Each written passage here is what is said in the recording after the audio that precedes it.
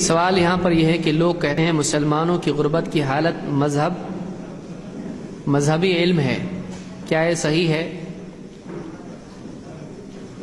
مسلمانوں کی غربت کی وجہ دین نہیں ہے بلکہ دین سے دوری ہے،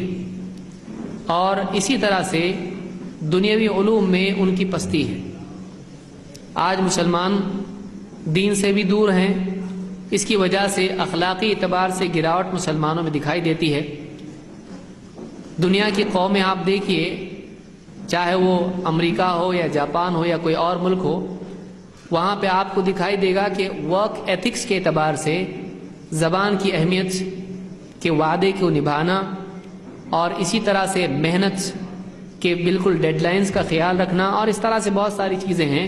ان کی وہاں پر پاسداری پائی جاتی ہے۔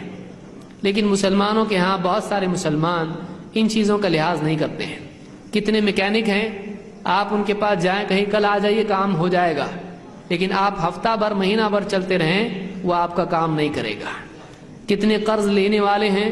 آپ کے پاس آئیں گے، قرض لیں گے کہ مجھ کو فلاں کام کرنا ہے، قرض دیجئے، پھر آپ اس کے پاس زندگی بھر اس کے چکر کاٹتے رہیں، آپ کا قرض آپ کو ملنے والا نہیں، بلکہ لیتے وقت وہ غلام بن کے آئے گا، اور جب آپ اس کے پاس لینے کے لیے جائیں گے وہ آپ کا مالک بن جائے گا کہ آپ اگر جاتے ہو گھر پہ تو ٹھیک ہے، ورنہ دیکھیے پوری بستی کو میں جمع کروں گا۔ تو مسلمان کا کیریکٹر جو ہے آج گر جانے کی وجہ سے بھی مسلمان ترقی نہیں حاصل کر رہے ہیں۔ اور اس میں دوسری بات یہ ہے کہ دنیاوی علوم کے اعتبار سے بھی مسلمان آج پیچھے ہیں۔ ہمارے گھروں میں ضروری نہیں سمجھا جاتا کہ بچوں کو پڑھائیں، ماں باپ بھی کہتے ہیں اس کو پڑھا کے کیا بہت بڑا، کیا کوئی منسٹر بنانا ہے، کوئی منتری بنانا ہے، یا کوئی اس کو ڈاکٹر انجینئر بنانا ہے، اس کو اپنی دکان پہ بیٹھنا ہے، زیادہ پڑھنے کی ضرورت کیا ہے؟ تو بہت سارے نوجوان آج پڑھائی نہیں کرنے کی وجہ سے دنیاوی اعتبار سے بھی جاہل ہوتے ہیں اور ان کے لیے دنیا میں بھی چلنا مشکل ہو جاتا ہے۔ کچھ نوجوان ہیں جو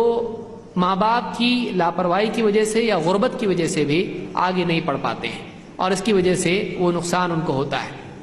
تو غربت کی وجہ بنیادی طور پر دین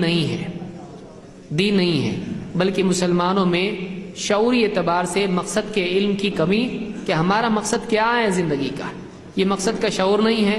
کردار نہیں ہے، اور جو پاسبلٹیز ان کے لیے ہیں، جو ترقی کے مواقع ان کے پاس ہیں، ان مواقع کو استعمال نہیں کر رہے۔ آپ بتائیے کیا پڑھنا لکھنا منع ہے ہمارے ملک میں، لیکن کتنے لوگ ہیں جو اس بارے میں پرواہ نہیں کرتے ہیں۔